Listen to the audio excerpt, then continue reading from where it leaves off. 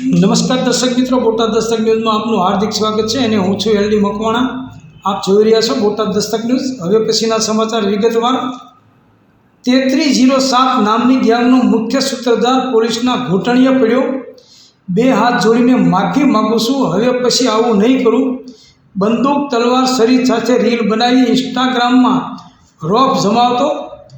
રાજ્યમાં છેલ્લા ઘણા સમયથી બંદૂક, તલવાર, છરી સહિતના ઘાતક હથિયારો સાથે રીલ બનાવી વાયરલ કરી ભયનો માહોલ ઊભો કરનારા હીરોપંથીનું ચલણ વધતા પોલીસ એક્શન મોડમાં આવી ગઈ છે। ગાંધીનગરમાં પણ આ પ્રકારના દૂષણને ડામી દેવા પોલીસે વાયરલ વિડીયોની તપાસ શરૂ કરી હતી।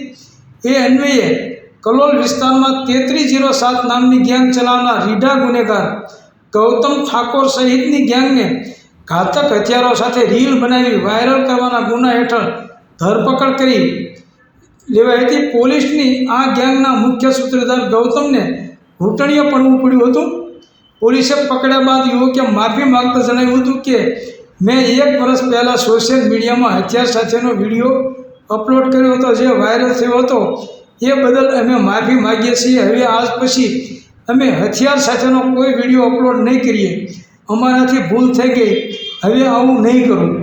પોલીસનું કહેવું છે કે આ પ્રકારના વિડીયો વાયરલ કરી સમાજમાં ભયનો માહોલ ઊભો કરનાર કોઈ પણ ઇસમને છોડવામાં નહીં આવે અને ભવિષ્યમાં પણ આ પ્રકારના વિડીયો ના બનાવે એ રીતે ટ્રીટમેન્ટ આપવામાં આવશે।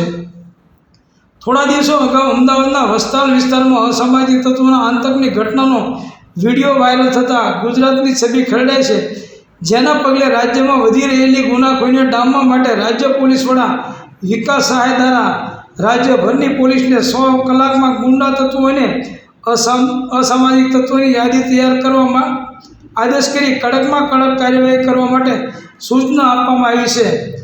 આ વચ્ચે ગાંધીનગર જિલ્લામાં પણ અસામાજિક તત્વો દ્વારા વર્ચસ્વ જમાવવા માટે ઘાતક હથિયારો સાથે રીલ બનાવીને વાયરલ કરવાનું ચલણ વધ્યું હોવાનું સામે આવ્યું છે।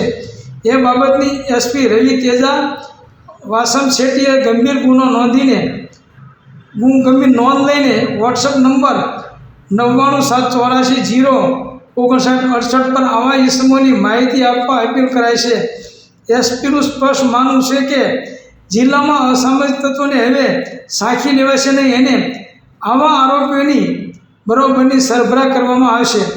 જે અન્વયે ગાંધીનગર પોલીસને 3307 નામની ગેંગનો ઘાતક હથિયારો સાથેનો વાયરલ વિડીયો મળ્યો હતો। તેની તપાસમાં કલોલ શહેર પોલીસ મથકની હદમાં રહેતો અને રાજકીય પીઠબળ ઓથાર હેઠળ રાજતો રીઢો ગુનેગાર ગૌતમ પોતાના શાગીર્દો સાથે ગુનાહિત પ્રવૃત્તિઓની સાથે ઘાતક હથિયારો સાથે રીલ બનાવી વાયરલ કરીને ભયનો માહોલ ઊભો કરી રહ્યો હોવાનું સામે આવ્યું હતું। જેના પગલે પોલીસે 3307ના મુખ્ય સૂત્રધાર ગૌતમ અમૃત સહિતની ગેંગને પકડી બરોબરનો મેથી પાક આપ્યો હતો। પોલીસ સામે ગૌતમ ઘૂંટણીએ પડીને માફી માગવા લાગ્યો હતો।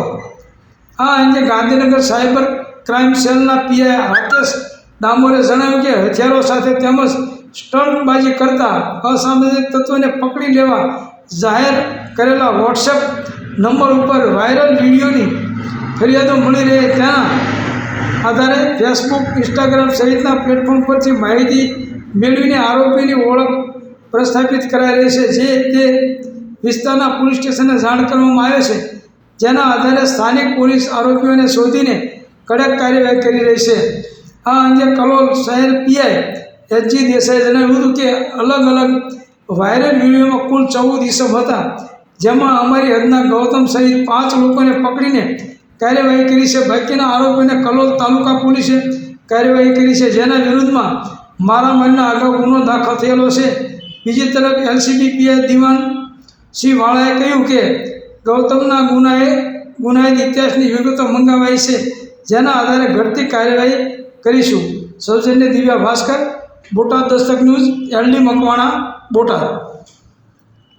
ગૌતમ ઠાકોરની ઘાતક હથિયારો સાથે રીલ બનાવી વાયરલ કરવાના ગુના હેઠળ ધરપકડ કરાઈ હતી, જે 3307 નામની ગેંગ ચલાવે છે। પોલીસ સામે આ ગુનેગારે ઘૂંટણીએ પડવું પડ્યું હતું। મારો જે 1 વર્ષ પહેલા જે ઇન્સ્ટાગ્રામમાં વિડીયો અપલોડ કરેલો એ બદલ જે હથિયાર સાથે વિડીયો વાયરલ થયો મારો એ બધા અમે માફી માંગીએ છીએ. હવે આજ પછી કોઈ વિડીયો એવો અમે અત્યાર સાથે વિડીયો કોઈ અપલોડ નહીં કરીએ. અગાઉ પણ આ ગેંગના સાગરીતો દ્વારા માફી માંગવામાં આવી છે. થોડા સમય પહેલા મેં ઇન્સ્ટાગ્રામમાં અત્યારે બનાવી હતી, જે બાબતે અમે માફી માંગીએ છીએ.